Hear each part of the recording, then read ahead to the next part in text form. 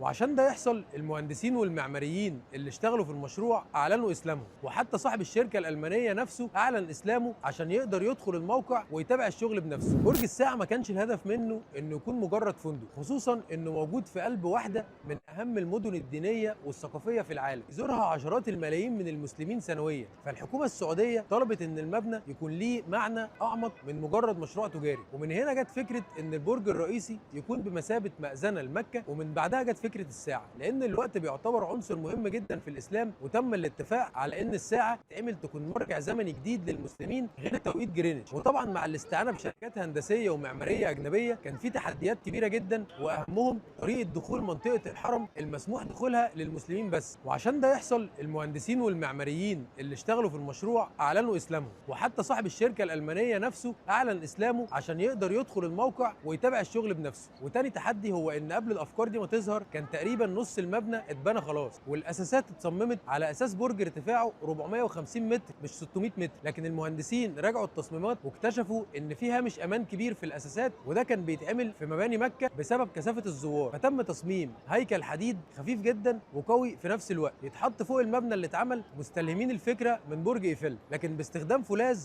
قوته اعلى، واعتمدوه في التصميم عشان ينفع ان كل ما المبنى يعلى كل ما يكون ارفع. وحطوا الساعه والمأذنه حوالين الهيكل الحديدي، وده خلى في مسافات كبيره بين الادوار، فوظفوها بعد كده كمساحات عرض، وده ساعد في تقليل الحمل على المبنى.